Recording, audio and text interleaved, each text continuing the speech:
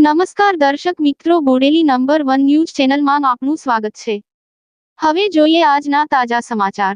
છોટાઉદેપુર નગરમાં મુખ્ય બજારમાં ઠેર ઠેર ગંદકીના ઢગલા, દુર્ગંધથી પ્રજા પરેશાન।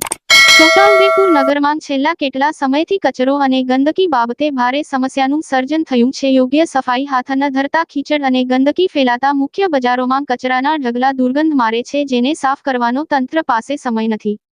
જ્યારે કચરા માટે લાખો રૂપિયા ફાળવવામાં આવતા હોય છે, પરંતુ નગરપાલિકા તંત્ર દ્વારા કચરો સાફ થતો નથી। માત્ર સબ સલામતની વાતો ચાલતી હોય છે, એના કારણે પ્રજાને ભારે હાલાકી ભોગવવાનો વારો આવે છે, પરંતુ તંત્રનું પેટનું પાણી હતું નથી। સ્વચ્છ ભારત મિશન એ સરકારના મહત્વના એજન્ડામાં આવતું હોય, પરંતુ છોટાઉદેપુર સ્વચ્છ નથી તેવું લોકમુખે ચર્ચાઈ રહ્યું છે। જ્યારે તસવીરમાં પણ જોઈ શકાય છે કે મુખ્ય બજારોમાં ઠેર ઠેર કચરાના ઢગલા પડેલા જોવા મળે છે।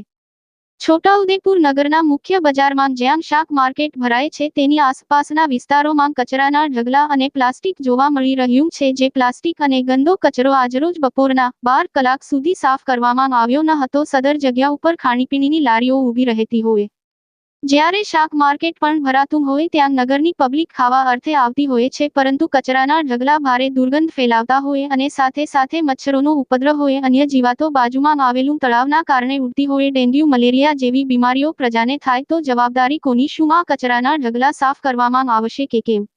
કે પછી સ્વચ્છ ભારત મિશનની માત્ર વાતો થશે? તે પણ એક સવાલ ઉઠી રહ્યો છે। જ્યારે કચરાને કારણે પ્રજા અસહ્ય ભારે હાલાકી ભોગવી રહી છે, જ્યારે કચરા માટે લાખો રૂપિયા ફાળવવામાં આવે છે, પરંતુ કચરો ઉઠાવતો નથી। અવનવા રોજબરોજના સમાચાર જોવા માટે જોતા રહો બોડેલી નંબર 1 ન્યૂઝ ચેનલ। અને જો આપે અત્યાર સુધી આ ચેનલને સબસ્ક્રાઇબ ન કરી હોય તો સબસ્ક્રાઇબ કરો અને શેર કરો।